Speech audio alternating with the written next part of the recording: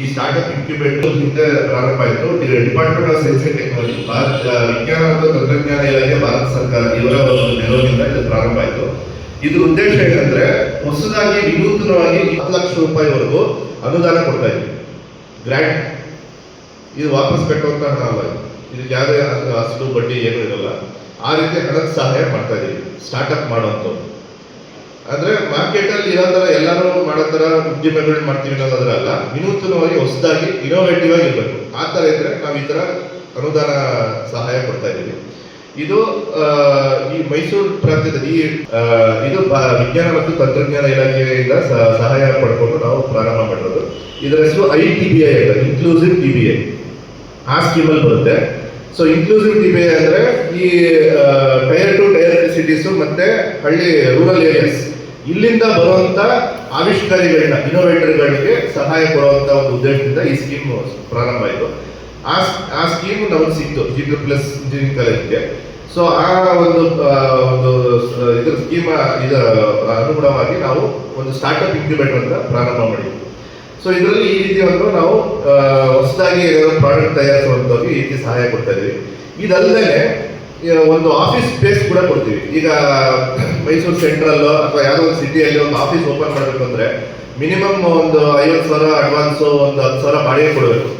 ನಮ್ಮಲ್ಲಿ ಏನೂ ಇಲ್ಲ, ಒಂದು 10,000 ರೂಪಾಯಿ ಅಡ್ವಾನ್ಸು, ಒಂದು 2,500 3,000 ರೂಪಾಯಿ ಬಾಡಿಗೆಯಲ್ಲಿ ಒಂದು ಆಫೀಸ್ ಸ್ಪೇಸ್ ಹತ್ರ ಕೊಡ್ತಾ ಇದ್ದೀವಿ. ಆಮೇಲೆ ಅಷ್ಟೇ ಅಲ್ಲದೆ ನಮ್ಮಲ್ಲಿ ಸುಮಾರು ಫುಡ್ ಪ್ರೊಸೆಸಿಂಗ್ ಎಕ್ವಿಪ್ಮೆಂಟ್ಸ್ ಇದೆ. ಈಗ ಪಲ್ವರೈಸರ್ ಇದೆ. ನಮ್ಮಲ್ಲಿ ನಮ್ಮ ಸೌಲಭ್ಯಗಳನ್ನ ಉಪಯೋಗಿಸ್ಕೋಬಹುದು.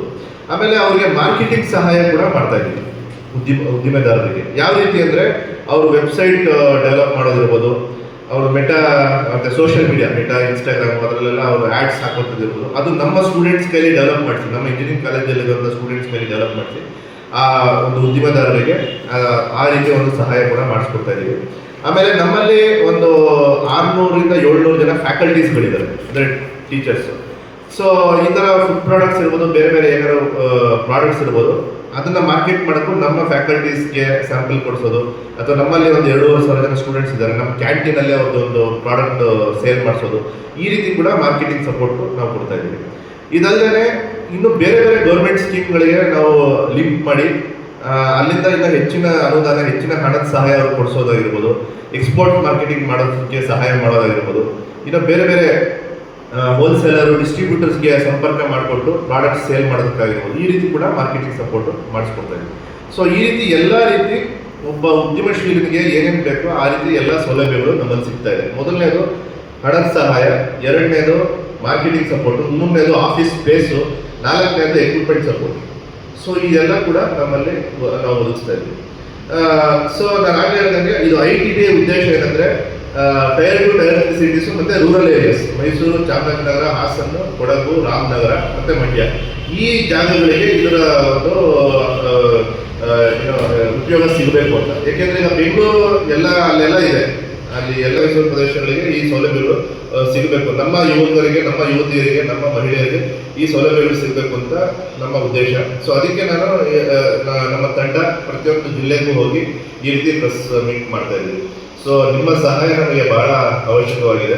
ಸೊ ಈ ಒಂದು ವಿಷಯನ ನೀವು ಆದಷ್ಟು ಇದನ್ನ ಜನಕ್ಕೆ ತಿಳಿಸೋಂಗೆ ನೀವು ಮಾಡ್ಕೊಡ್ಬೇಕು ಅಂತ ಕೇಳ್ಕೊಳ್ತಾ ಇದ್ದೀವಿ. ಸೊ ನಮ್ಮಲ್ಲಿ ಕೆಲವು ಸಕ್ಸಸ್ ಸ್ಟೋರೀಸು ಹೇಳ್ತೀನಿ.